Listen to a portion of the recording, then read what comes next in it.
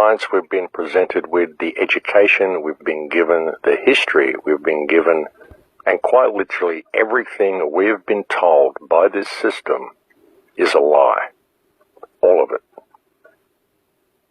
And the depths of this lie is quite literally so profound and so all-pervasive that it's almost impossible for most people to even see, because it is quite literally so big that it covers virtually every single aspect of our lives. Virtually everything we've been told about everything is backwards. Now, I'm going to cover some topics on the show today that will probably seem very esoteric and right out of left field for people, but it's just stuff that needs to be addressed. It's just stuff that I want to talk about. It's important at the beginning of the discussion to lay the groundwork that is needed to even begin thinking about these things, and that groundwork is the clear understanding that everything we've been told is a lie. All of it. Our history, who we are, where we come from, our religions, our food, our medicine, what this world is, quite literally everything is a lie. And that's why it's so difficult to ever really discover the truth and to wake up the people around us, because all of the information that we're even researching, most of it, has been falsified. That is why people are constantly locked into different belief systems, why they continue to argue with each other, and why they continue to perpetuate their divide and conquer programming. Because in everything that they're looking at and all the information that they've got, they never even factor in the reality that in any investigation into the past, which is invariably where we look to find out what happened and what brought us to this point, most of the information that we glean from old books about historical figures has been doctored, rearranged and rewritten, and in some cases it's actually even doubtful that many of these people even actually existed. In many cases, works were attributed to people who didn't do those works. In many cases, discoveries were most likely attributed to people who never made those discoveries. Many events were simply fabricated, and many people simply did not do what we were told they did. And as I said, in the case of many of them, it's doubtful that they ever even existed. Or if they did exist, it very often was not when we were told they existed, and very often the information they presented was doctored to fit the current version of reality.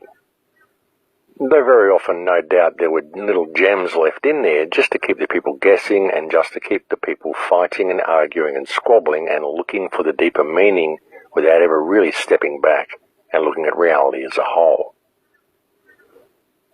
The thing is, people really do need to understand clearly that this is our starting point. This is what we've got to work with. The fact that everything we've been told is a lie, and we cannot rely on any of the information that we get from any books anywhere.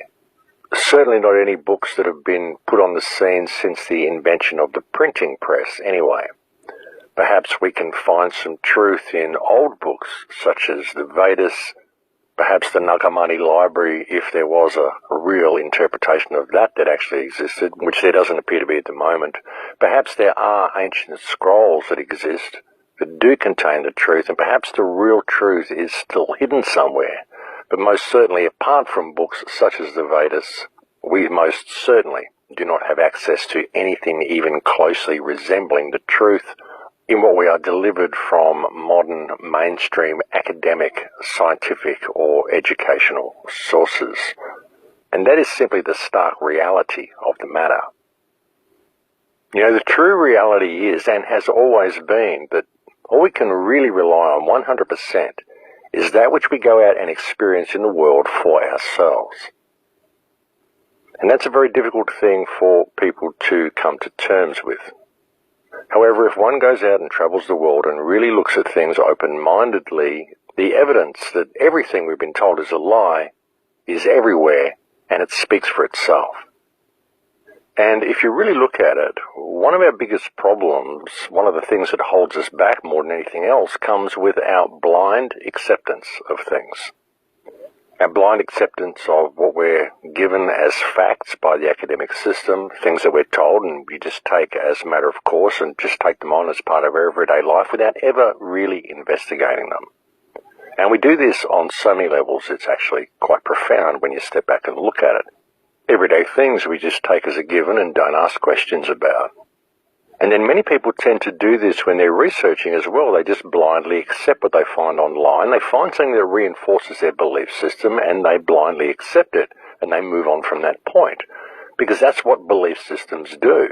As soon as you adopt a belief system, you look for stuff that reinforces that belief system and you disregard everything else. You just close yourself off to all possibilities. That's what is so dangerous about adopting belief systems halfway through this journey of life.